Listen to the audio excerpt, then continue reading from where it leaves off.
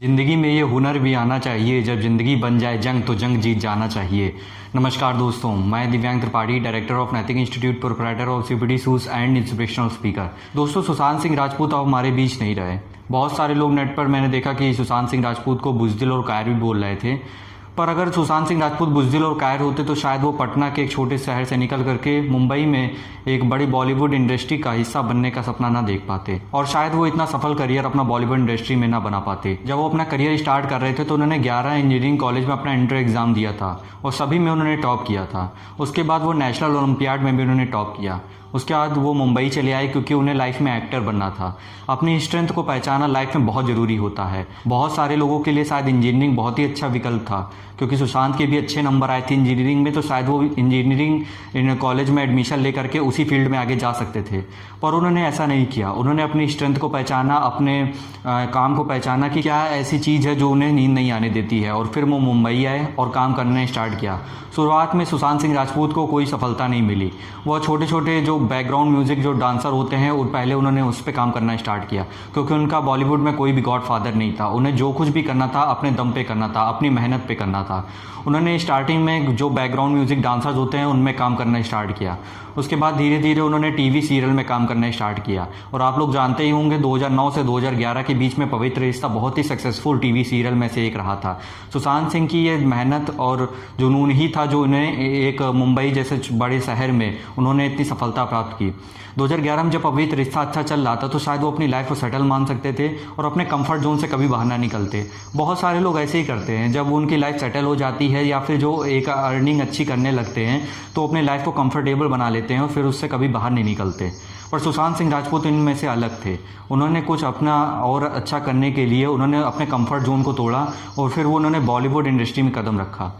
Bollywood industry में कदम रखते ही उन्हें शुरुआत में बहुत सारा स्ट्रगल करना पड़ा। कई सारे ऑडिशन दिए लेकिन वो सफलता नहीं मिली, क्योंकि बहुत सारे लोग बॉलीवुड में उन्हें जानते नहीं थे। वो टीवी के एक सुपरस्टार थे और बॉलीवुड में बहुत सारे लोग उन्हें नहीं जानते थे।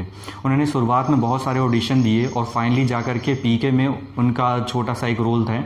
अगर आपने पीके पूरी फिल्म देखी होगी तो उसमें छोटा सा उनका रोल है, और फिर वहाँ से उन्होंने बॉलीवुड इंडस्ट्री में कदम रखा। फिर उन्हें एक कायपो 6 फिल्म मिली। उसके बाद फिर MS धोनी उनका लाइफ का टर्निंग पॉइंट था, जहाँ से उन्होंने बॉलीवुड में अपनी एक अलग पहचान बना ली और फिर उन्होंने कभी भी पीछे मुड़ के नहीं देखा। दोस्तों, मैं बस इस कहानी से आपको ये बताना चाहता हूँ कि अगर वो बुज़दिल और कायर होते तो शायद वो कंफर्ट जोन को अपने तोड़ करके कभी इतने बॉलीवुड सुपरस्टार बन ही ना पाते। और आज हम लोग जो सुशांत सिंह राजपूत के बारे में जो बातें कर रहे हैं कि आखिर उन्होंने ऐसा क्यों किया, एक सेलिब्रिटी थे क्योंकि इसलिए हम लोग उनके बारे में बात कर पा रहे हैं। शायद हम लोग उन्हें जानते ही ना अगर उन्होंने अपने कंफर्ट जोन को ना तोड़ा होता। दोस्तों, एक स्टडी के मुताबिक भारत में 20 करोड़ लोग डिप्रेशन के शिकार हैं, और डिप्रेशन एक ऐसी बीमारी है जो लोग गंभीरता से नहीं लेते हैं और उन्हें पता नहीं होता है कि डिप्रेशन के क्या क्या सिम्टम्स होते हैं। वो इस बीमारी को एक मेंटल प्रॉब्लम के रूप में देखते हैं कि अगर कोई मेंटल प्रॉब्लम में कोई बात करता है तो सोचते हैं कि शायद उन्हें दिमाग की कोई बीमारी है। पर इस बीमारी को भी एक गंभीरता से लेना चाहिए। जिस तरीके से हमें हाथ में पैर में कोई चोट लगती है तो हम मरहम पट्टी कराते हैं, अगर ज़्यादा चोट होती है तो डॉक्टर से मिलते हैं। उसी तरीके से अगर हमारे दिमाग में कोई टेंशन है, कोई हमें परेशानी है, तो हमें इस बात को भी समझना चाहिए। ऐसा नहीं है कि केवल हमें फिजिकल चोट ही लग सकती है, हमें मेंटली चोट भी लग सकती है। हमें इस बात को समझना चाहिए और इसे सीरियसली लेना चाहिए, और हमें डिप्रेशन जैसी बीमारियों को हल्के में नहीं लेना चाहिए, क्योंकि कोई भी चीज़ अगर लिमिट में होती है तो वो उसमें कोई प्रॉब्लम नहीं है। बट जब वो ओवर होने लगती है तो आपको उस पर ध्यान देना चाहिए और उस चीज़ पे स्टार्टिंग में ही कंट्रोल कर लेना चाहिए। जैसे हम लोग को फिजिकली चोट लगती है हाथ पैर में, उसी तरीके से हमें शायद मेंटली भी हमें कोई दिक्कत हो, कोई प्रॉब्लम हो, तो हमें मेंटली डॉक्टर से भी मिलना चाहिए कि आखिर मुझे ये क्या दिक्कत है, क्या परेशानी है, उससे उनसे डिस्कशन करना चाहिए। जैसे डिप्रेशन नाम की बीमारी थी सुशांत सिंह राजपूत को, और वो दवाई लगभग ले भी रहे थे। बट उन्होंने आखिरी के दिनों में, जैसा कि वहाँ के उनकी बहनें बताती हैं और बाकी जो परिवार सदस्य बताते हैं, कि उन्होंने योगा करना छोड़ दिया था, उन्होंने डिप्रेशन की दवाइयाँ लेना भी छोड़ दी थी, और वो काफ़ी उदास से रहते थे। उन्होंने अपनी फीलिंग भी किसी से शेयर नहीं करी, जबकि उनके आसपास इतने सारे मोटिवेटर्स हैं। MS धोनी जिनकी बायोपिक उन्होंने बनाई है। जैसा कि आप जानते हैं कि धोनी को गोल माइंडेड भी बोला जाता है, वो बहुत ही शांत स्वभाव के हैं। अगर सुशांत सिंह राजपूत ने अपनी फीलिंग को शेयर किया होता और उनसे कोई भी सलाह मांगी होती तो शायद वो ऐसी नौबत ही ना आती, और उन्होंने अपनी फीलिंग किसी से शेयर नहीं करी और किसी से सलाह भी नहीं ली, जिसकी वजह से उन्हें इस चीज़ का सामना करना पड़ा। दोस्तों, इस वीडियो को बनाने का मकसद मेरा बस यही है कि जिस तरीके से आप फिजिकल हेल्थ का ध्यान रखते हैं, अगर कोई हाथ पैर में चोट लग जाती है उसे आप कंसर्न करते हैं, उसी तरीके से अगर आपको मेंटली भी कोई दिक्कत है तो आप दूसरों से उसको कंसर्न करिए।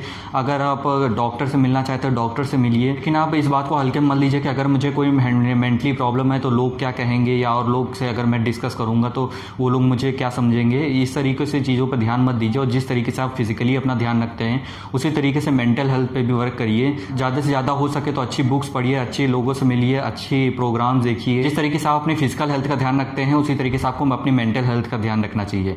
इस वीडियो को ज़्यादा से ज़्यादा लोगों तक शेयर करिए, जिससे वो भी जान सके कि जो हमारी मेंटल हेल्थ होती है वो भी उतनी ज़रूरी है जितनी हमारी फिजिकल हेल्थ होती है।